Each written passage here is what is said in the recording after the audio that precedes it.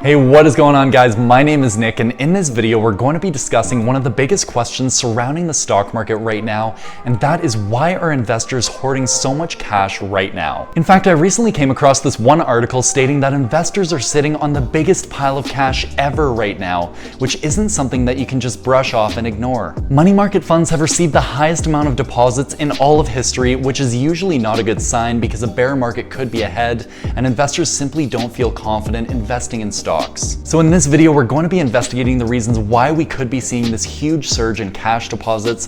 And so as always, if you do enjoy this video, make sure to help destroy that like button for me, as it does help support my channel. And if you haven't already, definitely consider subscribing down below for more weekly investing content just like this. So without further ado, let's jump right into the video. Now, ever since the Great Recession back in 2008, there's been a huge shift in the amount of cash that investors are holding. And by cash, I mean the amount of money that's being poured into money market funds. These are just highly liquid but extremely low interest rate short-term investments for investors to pour their cash into. Now, in a bull market, most investors would choose to not put their money in these money market funds simply because the rate of return potential is so low compared to what is attainable in the stock market. But if we take a look back at what was happening during the Great Recession, we actually find that there was a huge surge in the amount of cash being trucked into these money market funds, hitting a record $3.6 trillion back in 2008. And that might very well seem ridiculous, but it doesn't even compare to what we're seeing today. We began seeing a huge surge in the amount of cash being poured into these money market funds back in 2019, where all you would find on the internet were more and more predictions about the next recession happening, and this would become more and more prevalent until 2020. But now that we're effectively in a recession, and with all of the uncertainty surrounding investors across the world, these money market funds are seeing a record $4.6 trillion in cash assets. Now, it's very important to realize that these money market funds are there to be able to preserve your capital rather than to grow it like the stock market. And it would make sense that they're in very high demand right now because of the uncertainty surrounding the stock market and the potential for negative returns in the future. But with interest rates so low at the moment, these money market funds aren't even able to achieve their main purpose of preserving your capital against inflation. For example, if we just take a look at the rate of inflation over history, averaging about 2 to 3% in recent years, and then we compare this to the current average money market fund interest rate of 0.15%, it's pretty obvious that you're not going to be gaining anything, and it's probably a pretty bad investment. So then that begs the question, why are tons of investors putting all of their money into these funds that are basically going to make them nothing and actually lose money to inflation? So now I'm going to be getting into my top 3 reasons why I believe this is happening, and then also giving you guys my opinion on what I'm going to be doing with my own capital and what's going on in the market.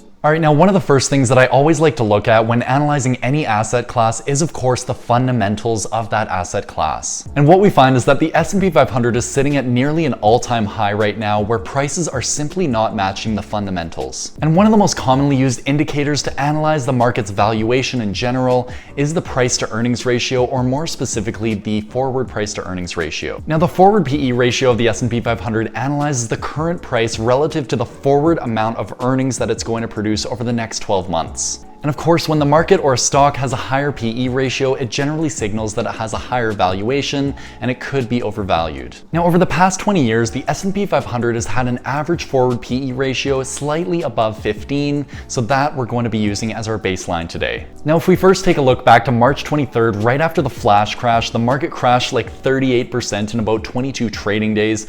We find that the PE ratio of the S&P 500 dropped to just below 13, which was actually presenting a pretty good buying opportunity. And that is because as stock prices drop, risk lowers too, because the future expected returns are supposed to be higher. Then if we take a look at where the market's at right now in late June, the S&P 500 has a forward PE ratio of just above 21. And keep in mind, guys, this is totally abnormal in the times that we're experiencing right now, because in the last recession in 2008, the market's forward PE ratio dropped down to about 10 at the lows. Now, putting this all into perspective in terms of historical PE ratios and historical market valuations, we are in the top 10% of historical times in terms of valuation. While at the same time, we're also in the worst 10% of economic situations in history, which makes this time so bizarre. So obviously this market is completely out of whack, and investors just don't feel confident about the times ahead, which explains the huge surge in cash in these money market funds. Now, to add a little bit more context to our situation, if you have read The Intelligent Investor, you will know that they have analyzed historical PE ratios and how they relate to future expected returns. returns. And what research has found is that stock market returns are significantly more likely to be higher when the PE ratios at the current time are lower. For example, I found this one article analyzing the cyclically adjusted price to earnings ratio over a future 10-year period based on historical performance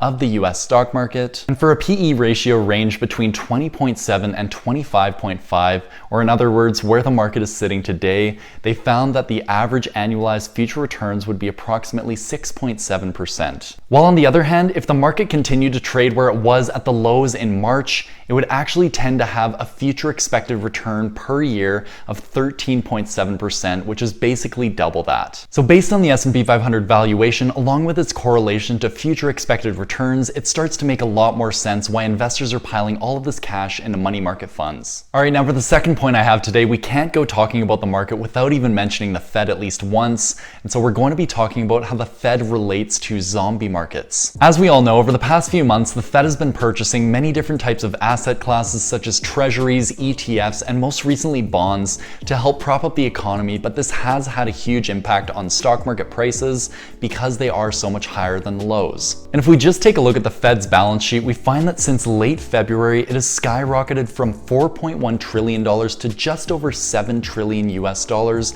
which is almost a double down in just 3 months. And because stock prices have been inflated by the Fed's actions, many investors are getting worried that these markets are becoming zombie-like. So what exactly is a zombie-like market? Well, I found an article where the chief economic advisor at one of Germany's largest asset management firms, Allianz, actually talks about why the markets could be in a zombie-like state. Mohammed says, and I quote, "Zombie markets are markets that are completely mispriced, they're completely distorted. I think we've got to be careful about zombie markets. We're not there yet, but we're starting to get close." He also says, and I quote, "Zombie markets eat away at the dynamism of an economy, they misallocate resources, and they eat away at productivity.